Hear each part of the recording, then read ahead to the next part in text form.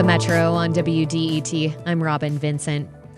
The FBI put out its 2025 crime numbers this month, and they are the largest year-to-year decline in violent crime rates since estimations began in 1936.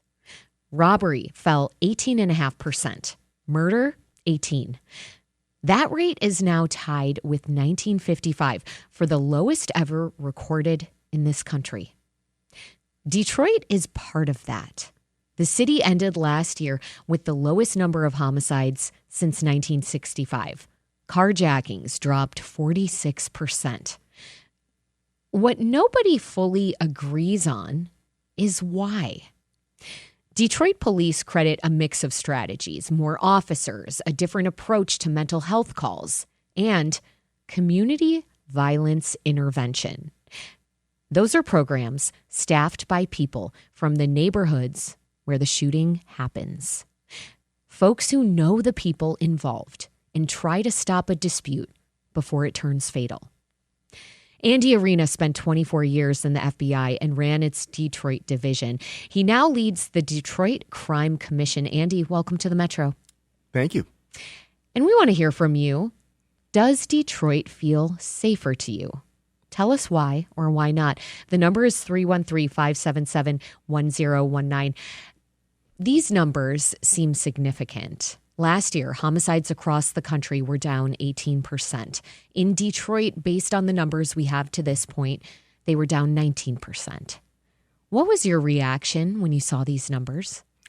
Well, I always take the FBI crime reports with a grain of salt just because, they're based on the numbers they get, right? What's reported to them. But they are indicative of trends. So while the numbers may be a little bit off, I think the steep decline is there, right? You can't argue that. So I think that what it is indicative of is, as you just said, Robin, there's no one silver bullet, right? We always like in this society today, we like to say, it's black or it's white, or it's right or it's left. This is really, I think they've taken a holistic approach to crime. I think law enforcement in particular has really grown in how they look at combating crime. We're not going to arrest our way out of here approach. I think that has really kind of taken a hold in law enforcement. When did you see that shift from the attitude of we're not going to arrest our way out of this? I mean, this is a newer phenomena, a newer way of thinking, no? I think so. When I started in law enforcement in 1988, and I come from a family of law enforcement officers, so this runs in your blood. It does. It's kind of a calling to me. So public service is a calling. But I've kind of watched this since I was a kid, right? And really the approach, it's been a gradual approach, and I think that it's just a reality of what we're doing is not working, right? We're putting people in jail, wholesale. And they're just getting hardened coming back out, right? I can give you an example. The Hustle Boys gang on the east side of Detroit, twice my tenure in the FBI here in Detroit, we took that gang out in wholesale, right? They just stepped into the breach, right? It was the next generation. Those guys went to jail, came back out, and they were hardened. So, I think it was a kind of a gradual reality that, hey, this isn't working. So what you're saying is there is this effort now to try and prevent people from falling into the system in the first place. I mean, this brings to mind community violence intervention programs, because some people are saying the decline in crime in Detroit is thanks to these programs. You started working with community violence intervention groups about 3 to 4 years ago. Why are they so effective? So, and really, to see them grow up too, right? When we first started doing this, Robin, it was like, you had the cops on one side and you had the community violence intervention groups on the other side. And we're not working with each other, right? We don't trust each other. And I just kind of sat back, and we were kind of the intermediaries. We worked as a fiscal agent for the groups and did analytical work. But, we also speak cop talk, right? And I've been around. These guys all know me. And, for me to watch the growth on both sides, they come to the table now, they share information. I mean, the cops are like, hey, we got this young guy, take him, right? Take this guy and lead him down the right path. I think we've come to the reality that I always say the devil walks the earth, right? There are people that are they're evil. right? And so you've got to arrest them. You've got to take them out. But there are a vast majority of these folks, they're not, right? What changed where these two sides were able to come together, where you both were able to break down this wall? You have the cops on one side, you have community violence intervention programs on the other side. Often these are folks who they themselves have been incarcerated. They're well connected to folks on the streets. What happened here where these two groups started seeing each other as allies? Well, I think it's two things. It's success and trust. And I don't know which one came first, right? But I think they kind of breed each other. And so when the numbers, if you look in the city of Detroit, where you have the Detroit Police Department and a CVI group, the numbers have gone down dramatically, even more than the rest. I mean, the numbers across the city have gone down, but in those areas, it's dropped even further. And I think there's a realization by both parties that, hey, working together, we're doing some really, really great things. I had one of the leaders of one of the groups in my office, from Detroit Friends and Family, was in yesterday, and we were going over some financial things, and he had 3 calls from DPD while he was in my office. That's unbelievable.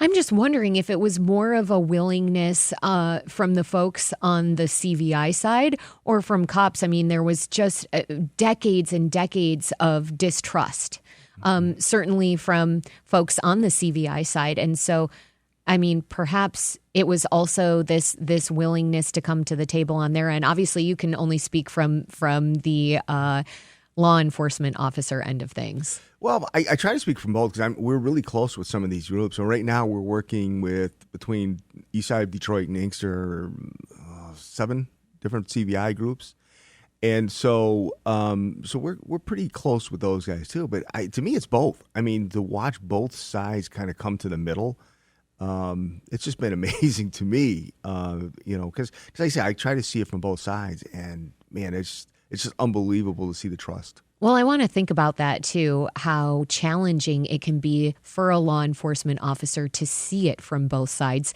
Here's Zoe Kennedy, the executive director of Force Detroit, talking about how community violence intervention works. We started out with a strategy of doing participatory research with the community, figuring out what the community needs were. We try to stay focused on the social determinants of health. In that, to address the problem, we had to deal with the population that was closest to the problem, or the population that they said was the problem. Zoe is saying that people who are committing violence are sometimes considered a problem instead of seen as a full human by police officers and others. I'm wondering, has that been an issue that you've seen in your work? Do officers sometimes see people as an enemy or a problem to be resolved instead of someone who needs to be stopped from committing harm and then rehabilitated? So, the general population have to understand, being a law enforcement officer is probably the most difficult profession in the world. And I teach a class that's called Perception versus Reality. I just actually was teaching to some law enforcement officers in the Lansing area. And what I try to tell them is, your perception of the world becomes the reality, right? Your perception, we're all biased. And people get offended when you say that. They think you're saying I'm a racist or a sexist. No, we're biased, right? We have biases based on where we were born and who raised us and the environment we were in. And we have to realize that. And so from a law enforcement standpoint, I tell them, you don't have to agree. But why does the community look at you the way they do, right? And then I tell the community, these men and women come in here every day, and they see the worst of the worst. I mean, all day long, they're dealing with bad situation after bad situation. When I went into law enforcement, Robin, there was no community, there was no health support, for mental health support for law enforcement, right? You dealt with it on your own. You put it inside, you internalize it, you went to the bar afterwards, whatever, right? I think law enforcement has realized we got to support these people. We have to support our officers. We have to train them better. But we also, they have to realize you're not an occupying army, right? That everybody in that community is not a bad person, right? You're there. Your goal is to protect them, right? And so from a law enforcement standpoint, I've always said it's kind of like being a surgeon, right? You have to remove that cancerous tumor and not harm the rest of the tissue around it. And that's tricky. And that is tricky. In that class you mentioned that you're teaching, are you teaching folks to interrogate their biases then so that they can be much more aware of them when they're policing? Yeah, I think we all have to, in law enforcement, we have to step back and say, okay, where did I come from, right? How did I get to this point in my life? Where was I raised and who raised me and what opportunity? You know, Robin, I always say from a law enforcement officer standpoint, when you have children, it should change your perspective. And I remember my first daughter, I was in Syracuse, New York, executing a search warrant on a bank robbery suspect on the south side in the middle of the winter. And I walk in and they've got all of the windows like barricaded, right? And they've got plastic and there's no heat. They're heating the house with a gas stove. And there's 4 young children running around. And it hit me that, like, my young daughter has every opportunity to succeed in this world. These kids they're doomed, right? They're doomed to this cycle of failure. So that, for me, was kind of an awakening moment. And I think more and more law enforcement officers are having that. But we're asking them to make decisions in a matter of seconds. So some are not going to be as philosophical or as thoughtful as you. Do you see the training that police are receiving? Is that changing in order to speak to some of the things that you're talking about? Dramatically. I mean, 10 years ago, you would not have had me into a police department to talk to your officers about what I'm talking to them about. And now, they're lined up at the door asking us to come in. So yeah, I think that the training and you hit it right on the head, Robin. These are split-second decisions, and you've got to make a decision based on your training. Training budgets were cut in a lot of departments over the years. I think that they've realized we can't do that, right? We have to train our officers, we have to equip our officers, not just with equipment, right? We've got to equip them with the tools to do their job better. I want to think a little bit more now about community violence intervention work, because as we talk about the way that things are changing when it comes to policing and solving crimes, again, this is an integral part of that. So I wonder if you can give me a clear example of how CVI works in Detroit between cops and folks running these programs. So, the piece you just ran with Zoe, I think that's really kind of nails it. When CVI first started 3 or 4 years ago, was actually started to be funded. It's been around a little bit longer. It was more of mediation, right? We got to go out. We've got these rival gangs. We've got people who've got a beef. We got to get in there. We got to settle this thing. And I think they've kind of grown as the police departments have grown, right? Okay, it's beyond that. Okay, so what's causing these beefs? What's causing these kids to go into the gangs? It's where do they live and what do they eat? Do they have lunch, right? Mental health. Every one of these kids, they've seen things that you and I I've probably seen them, but I mean the violence, right? And that causes PTSD. We think of PTSD with military or police. These kids in these neighborhoods are suffering from PTSD. So mental health counseling is a big part of it. Job training. I guess basically it's just showing them that there is a future. There's something beyond this cycle of violence. So I think I've seen the CBI groups kind of grow from just, hey, we're mediators to, we got to help these kids grow. They're looking at people in a very holistic way, and they're saying to you or to those who are policing right now, they're saying, we got this with this person. Give us a chance to try and work with this person before you all come in, essentially, and apply something more stringent, such as arresting someone or incarcerating them. So I think it's even a step further than that, Robin. It's the Detroit Police Department calling the CVI group saying, hey, are you aware of this kid? Can you do something with him? Before we do. He's starting to appear on our radar. Most times the CVI groups do know, but I mean, that's a huge step. So you have law enforcement saying, hey, but you still have the CVI group saying, hey, we got this guy. You know, Is it often because of age? Is that one of the determining factors here? Like, this is a young person who we don't want to see slip into the system if we don't have to. yeah. And one of the as I said, the CBI work has evolved, right? And so where I really see the groups going now, or some of the groups, is into the juvenile detention facility, right? So they're working in the facilities in Wayne County in particular, but now they're even a step beyond that, right?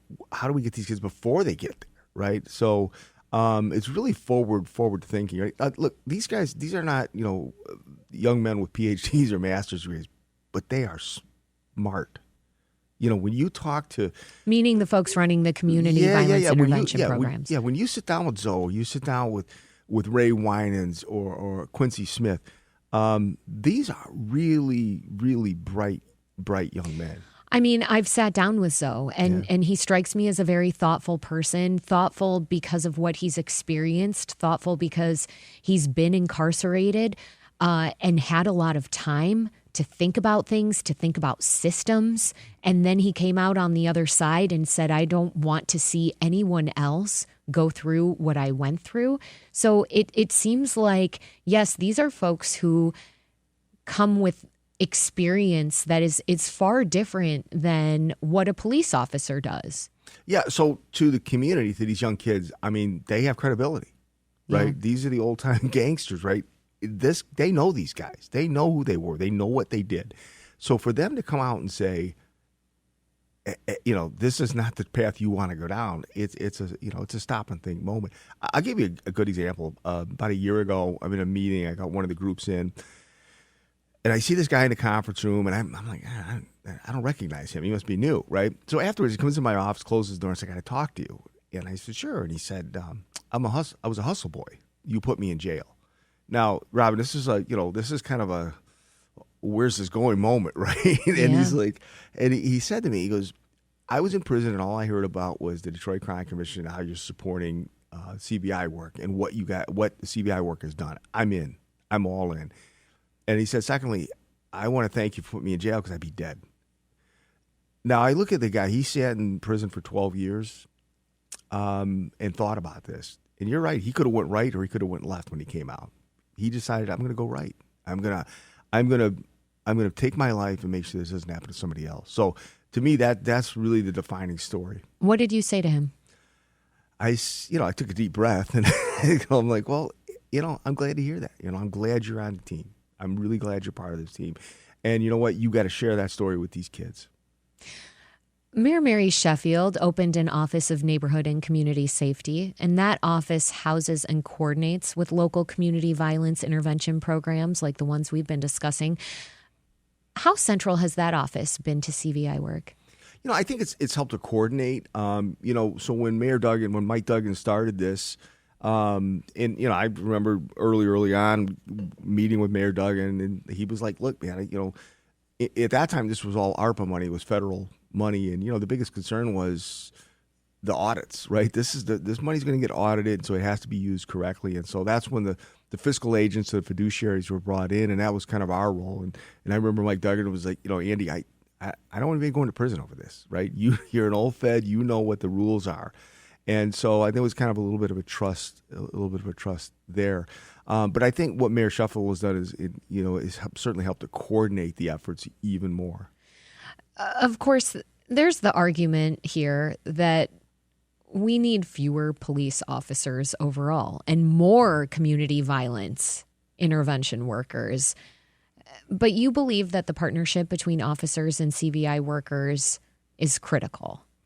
Yeah, I'll give you an example. When we had to defund the police movement, my oldest daughter lives in Vermont. And I remember going up to visit her and going down to Church Street in Burlington, beautiful area, and shops and musicians. They decided to defund the police, 50%, but through attrition. The cops left. They said, we're out of here. They had a 50% decline in police officers. Crime went through the roof. The last time I was there, there was, drug addicts with needles hanging out of their arms, laying on the street, not a cop in sight. They realized, this wasn't a good idea. And so they've kind of re-upped their efforts with police. It's not, to me, Robin, it's not an either or. It's an and proposition. And I think you need both sides.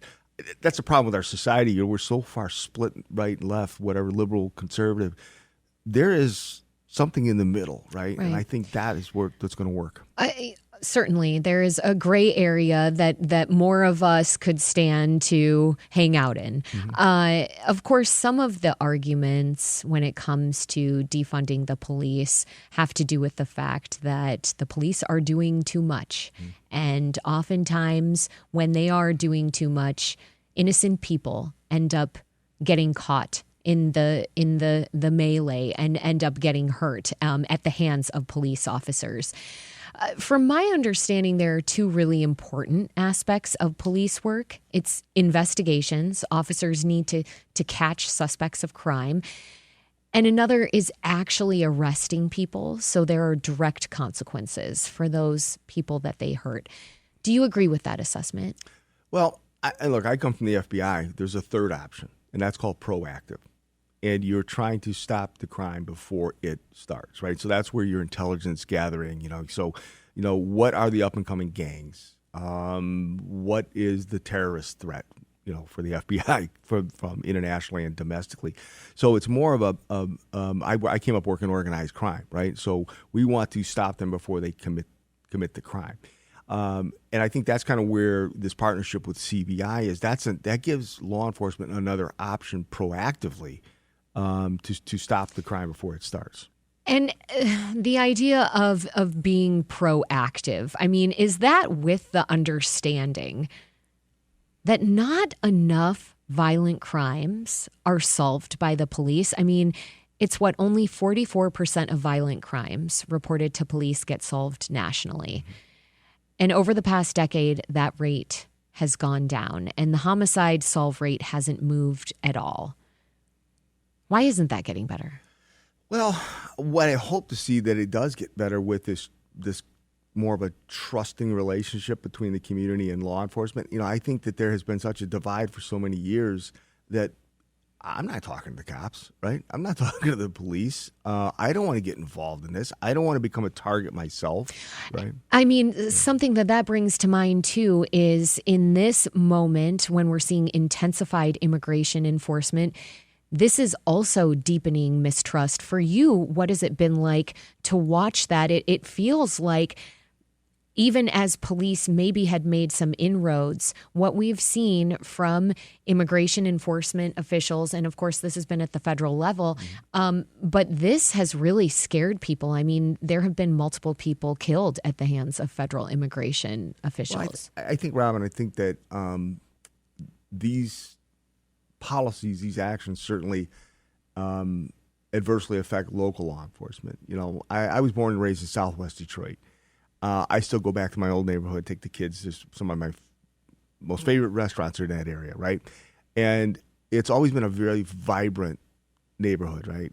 It's not like it used to be. Meaning right? It's quiet, meaning people Quieter, are at home. Less foot traffic, you see less people, less activity, less vibrancy, I guess. And so, why is that? I think we know, but I mean, I asked the question, why is it? Why are people in Southwest Detroit, a predominantly Hispanic neighborhood, not out and about anymore? It's fear. So that doesn't help the Detroit Police Department, I can tell you that. It's the Metro on WDET. I'm Robin Vincent. My guest is Andy Arena. He's the executive director of the Detroit Crime Commission and a former special agent in charge of the FBI's Detroit division. We're discussing why crime is going down in Detroit and across the country and what can be done to continue the trend. And we want to hear from you. Do you feel safer in Detroit? Tell us why or why not. The number is 313-577-1019. When we come back, most homicides in this country are committed with a gun. Michigan's red flag law took effect 2 years ago. We'll look at whether it's doing anything. Stay with us.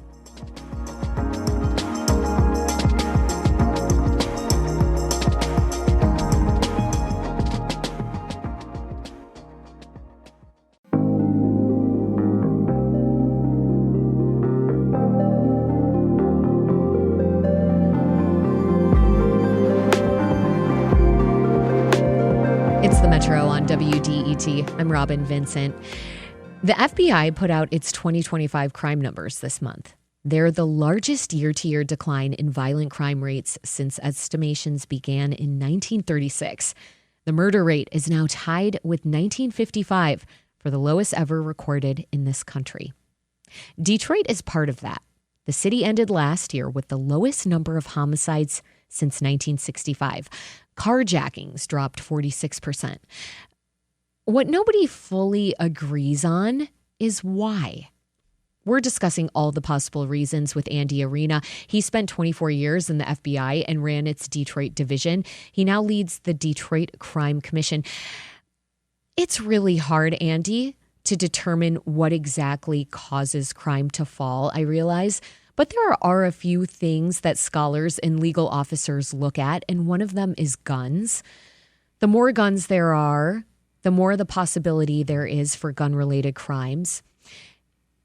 In 2023, the state of Michigan passed red flag laws which temporarily remove firearms from people believed to be at risk of hurting themselves or others. That law was used more than 31% more often in 2025 than 2024. How much have those laws helped to reduce crime, do you think? Well, I think it's probably too early to really put a number on that, but I think it's going to take a couple of more years of data. But it can't hurt. You know, that's obvious, right? It can't hurt. You know, Robin, to me, the whole the gun discussion, right, is kind of indicative of what's going on in our society, right? When you bring it up, people go to their corners and come out swinging, right?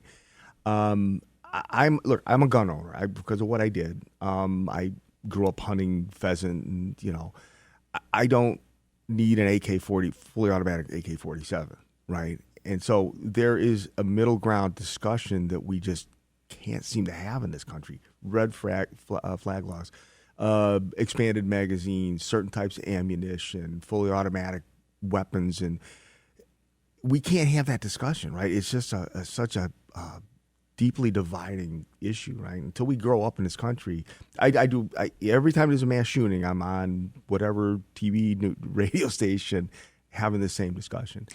What do you think that discussion should sound like? I think it has to be everything on the table. So I teach law school. I teach privacy law and constitutional law. And, you know, I'm a full believer in the Second Amendment, but read the second. You know, when you ask most people, what does the Second Amendment say? It says the right to bear arms. Right? But what's the sentence before that? Uh-oh. In order to maintain a militia, the right to bear arms will not. People forget that first sentence. When the Second Amendment was written, there was 8,000 British troops sitting across the river in Windsor waiting to invade the United States. There were 2,000 federal troops. That's all we had. So the Michigan militia, the Ohio militia, whatever, they were needed, right? We have a well-regulated armed militia. It's called the National Guard, right? It's called the United States Army. So that we need to have that discussion, right? Do we need all of these fully automatic weapons out there? Do, you know, the extended magazines? Do you need to be able to carry 100 rounds? Why? Do you find that this is a common belief among folks working in law enforcement or working at the federal level in the FBI? I think, and I don't want to speak for all law enforcement officers, but I would venture to say the majority of law enforcement officers have that same belief because, Robin, they're the ones facing these weapons on the street every single day. And most situations, a patrol officer rolling up, he's outgunned. Right, he's going to be outgunned against somebody carrying these types of weapons. So I think they have the same beliefs. I mean, I did reporting on sheriffs in Colorado who refused to follow the red flag gun laws. So certainly, yes, you cannot speak for everyone here. And this feels, again, like a really thorny situation. Yeah, it's like I said, we just don't seem to be able to have that adult conversation, right? It becomes an argument immediately. Like if you try to sit down with somebody on the, far left gun control or you know, you're going to pry that gun out of my dead hand, they can't have an adult conversation. It turns into a fist fight. Can you give me an example of what you think gun control should look like in this country. I mean, what I heard you saying is that the need for semi-automatic weapons doesn't make sense. Yeah, well, what's the purpose, right? And look, there are people who do shooting competitions. There are people who are collectors. There are reasons, right, to have or have the ability to own some of these weapons, right? I think asking that question or setting up some kind of guidelines as to a couple extra steps before you get to the weapon, what does that hurt, right? When we think about the abundance of guns in Detroit, I mean, from your eyes as someone who's worked in law enforcement and worked closely with local police, how much has that really changed the calculus when it comes to policing in Detroit? Well, I think policing across the nation, one of the knocks against policing over the last, 15 years or so is it's become militarized, right? Mm-hmm. The dress, the weaponry, the ballistic vest, those types of things. And that is, I think that is a good complaint, right? But why has that happened? Part of that is because of the weaponry that police are facing more and more on the street, right? You're trying to give them a fighting chance. When I joined the FBI, it was right after the famous Miami bank robbery shootout where 3 FBI agents were killed and 2 other were injured, right? They were there with 6-shoot revolvers against bank robbers with fully automatic armor-piercing weaponry, right? And so it made the FBI stop and think, okay, we got to get our agents semi-automatic weapons. We've got to get them better ballistic. So most of these changes in law enforcement are a reaction to what they're facing on the streets. Should we be hearing from more police from a legislative standpoint? Because, police have quite a loud lobbying voice, and this feels like an intractable problem. If we were hearing from more police about the need for gun control, for stricter rules and regulations, do you think that could help? Well, excuse me. I think that at least let's have the discussion, right? I mean, from the Michigan Chiefs Association, the Michigan Sheriff's Association, I think they have been pushing, let's at least have the discussion. Let's start the discussion. Robin, I don't have all the answers. I mean, I'm just throwing out some thoughts, but until we can sit down and have that, at least have that adult, I call it adult conversation, and nothing's going to change. Peter in Detroit wants to have an adult conversation with us. He's on the line now. Peter, what's on your mind?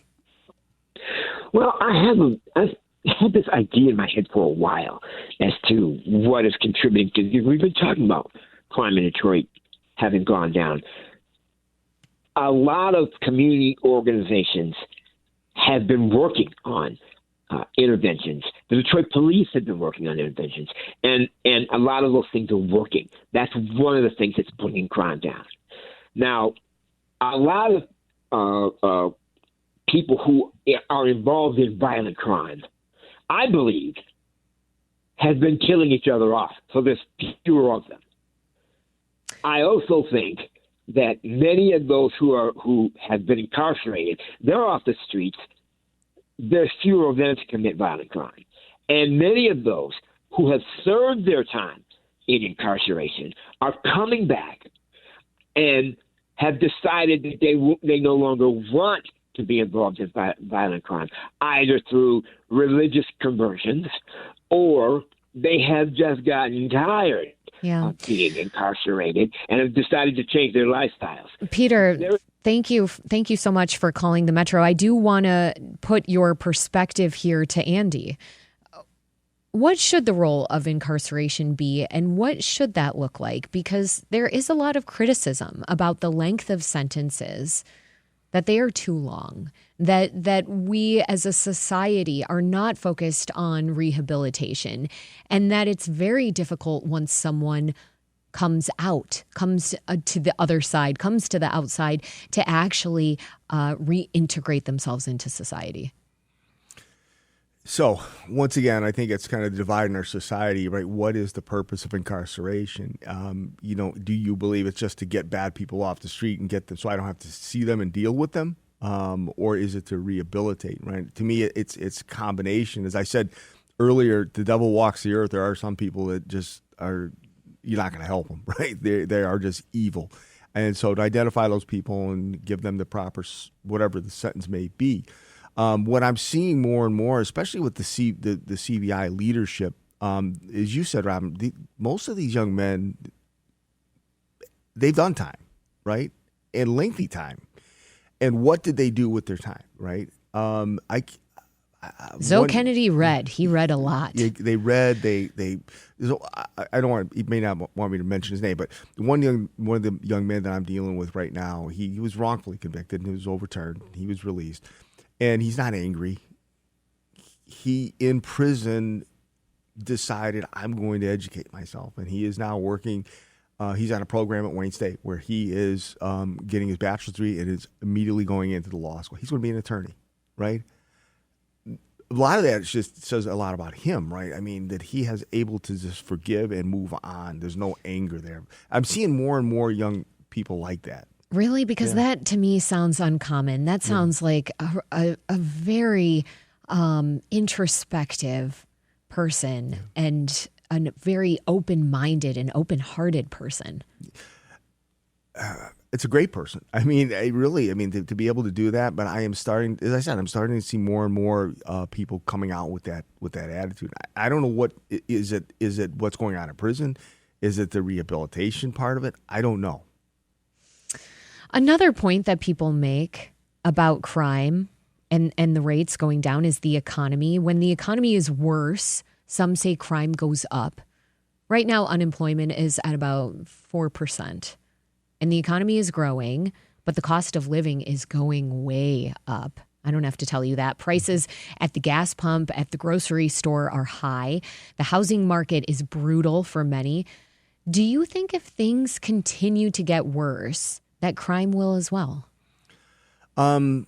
I think traditionally, and like I said, I don't want to paint with a broad brush, but yeah, traditionally that's been kind of the way things have gone. I hope not. I stopped this morning, Robin, on the way here, and I felt like I was a kid back in high school in the 1970s. I'm like, no, I'm not filling my tank up, right? I put $50 in it. I'm not filling it up. So, but I think traditionally you're right.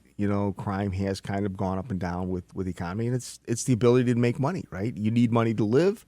And you're gonna, if you can't get a job, you're gonna find a way to make that money.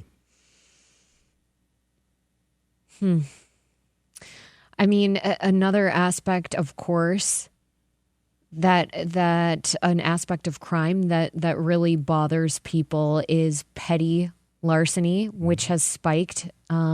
Major chains like Target closed multiple locations in cities like New York, San Francisco, Portland, Seattle. They cited retail theft as the primary reason. Retail theft appears to be down, though, by about 10% from 2024 to 2025.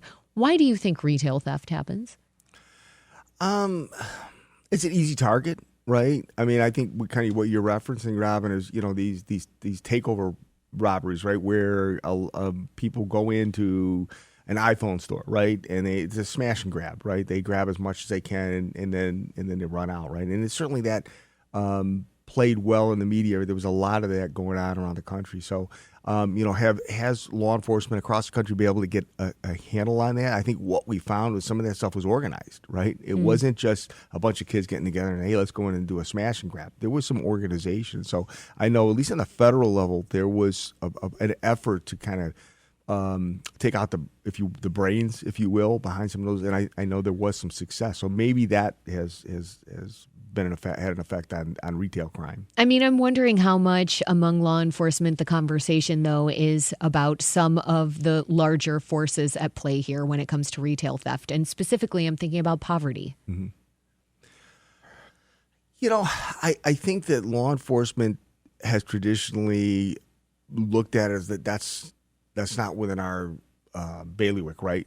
That's social issues are not something that we have an effect on. I think that has changed, and you've seen it with working with the CVI groups. I think there's a little bit more of a realization that that does have an effect, right? What goes on in the community with the ability to get a job, right? Education. I've always said, to me, two of the biggest things in Detroit that's going to help always bring the city back is bringing crime down and education, right? And they go hand in hand, right? If these kids can't get to school safely, right? Because there's rundown houses, there's gang activity, there's prostitution, drug dealers. They're not safe getting there, and they're not going to be safe in the school because of gang activity, right? So I think from a law enforcement standpoint, you've seen a little more of a realization, right? So you'll see, Robin, I think you'll see more of police activity at community events. If you look at these CVI groups, the events they're putting on, backpack giveaways, sporting events, the cops are there. DPD's there. But what you're talking about, this realization growing among some cops, is one that acknowledges systems at play in our society. It sounds to me like perhaps it would be good if cops had to, let's say, have a degree in sociology. I mean, what would it take to really get more police to a place where they are policing holistically and thinking about some of the things that you're talking about? Certainly CVI is one example where we're seeing that. I think it's I always say from a law enforcement standpoint, it starts with the recruiting, right? Who are we recruiting? And then it goes into how are we training them and how are we continuing to train them and are we giving them the support, not just the weaponry and the equipment, but the mental health and the continued training. Speaking of recruiting, what do you think about the federal government's way of recruiting people to join ICE? Which it really dropped its standards, just to be clear. Yeah, I've been out of the game for 12 years, so I'm like you. It's just what I read in the newspaper or hear on your show. So I'm not really sure what their standards are. I know I've had a couple employees, young kids who work for me at the Crime Commission who've gone into federal law enforcement in the last couple. I've got actually one right now who's probably onboarding soon with a federal agency, and they're the top. They're the top of the line. So I hope that's. Listen, I know when I was in the FBI, the standards that we had, the background checks, everything that we went through to make sure we got, and people still slip through, but we did everything we could to make sure we didn't have somebody coming out who was going to be a problem down the road. It's the Metro on WDET. I'm Robin Vincent. My guest is Andy Arena. He's the executive director of the Detroit Crime Commission and a former special agent in charge of the FBI's Detroit division. We've been discussing why crime is going down in Detroit and across the country and what can be done to continue the trend. And we do want to hear from you. Do you feel safer in Detroit? Tell us why or why not. The number is 313-577-1019. When we come back, we'll talk about a topic that made headlines here in Detroit and around the country, the so-called teen takeovers, why they happened, and what we should make of them. Stay with us.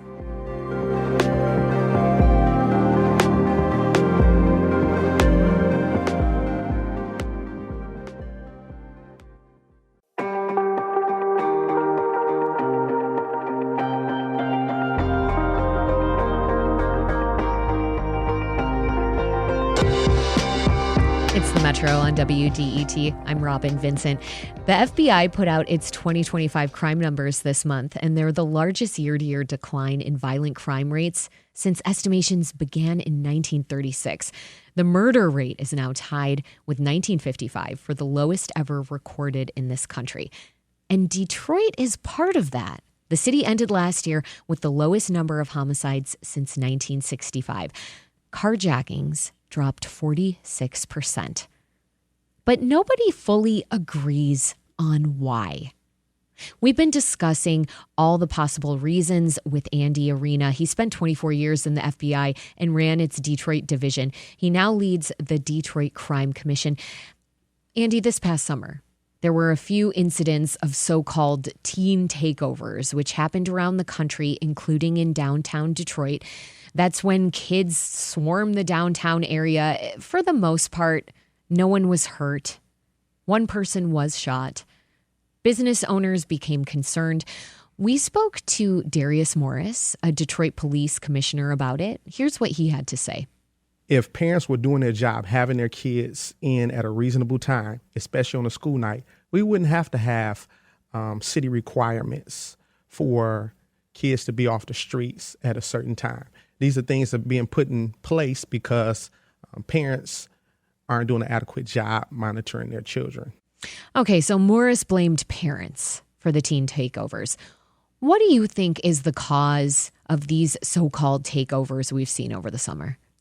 Yeah, once again, as we've been discussing in all of this, Robin, it's not just one thing. Look, I grew up in the 1970s. I was a teenager in the 1970s, and we came home when the streetlights, our parents would come home when the streetlights come on, and we did home. Now, I came from a family, my parents were on me, right? They were on me, but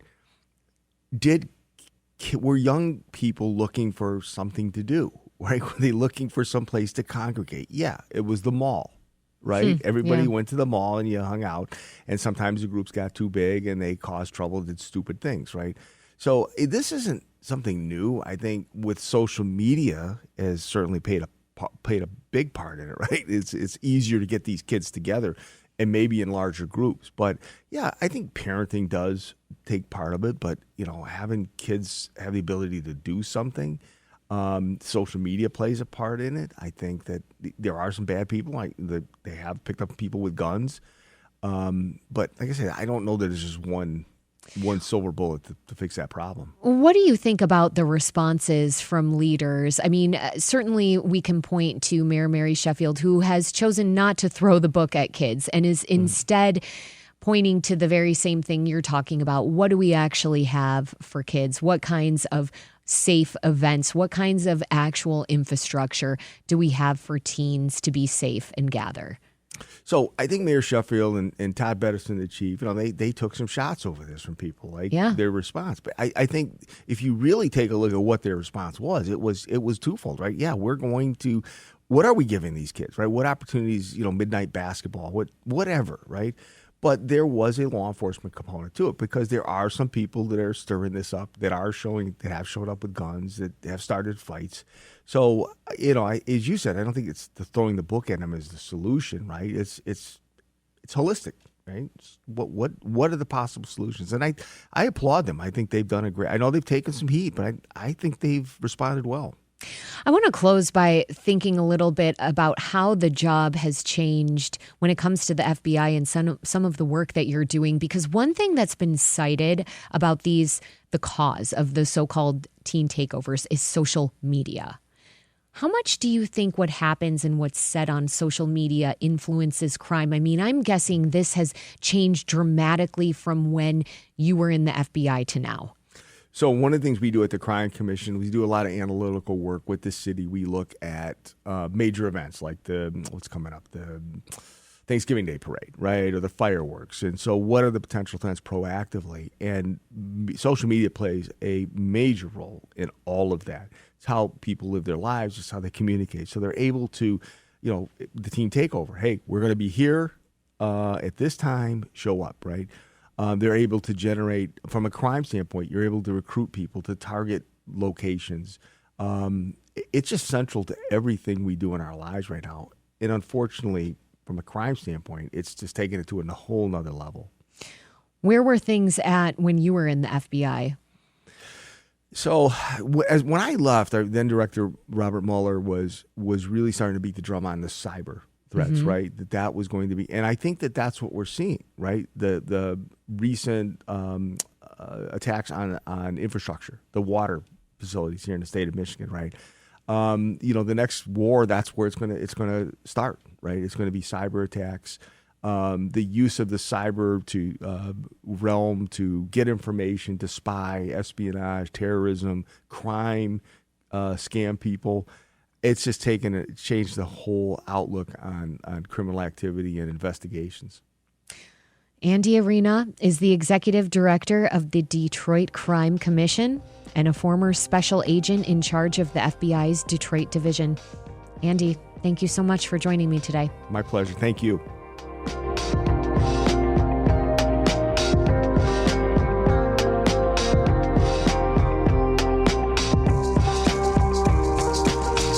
It's the Metro on WDET. I'm Robin Vincent. Coming up, Benny Taylor is a Detroit-based actor who's starring in the movie Coyote vs. Acme. He joins the show to talk about that project and how Detroit shaped his work. This is WDET-FM, Detroit Public Radio, your connection to news, music, and conversation. And this is the Metro. We'll be right back after the news from NPR and WDET. Stay with us.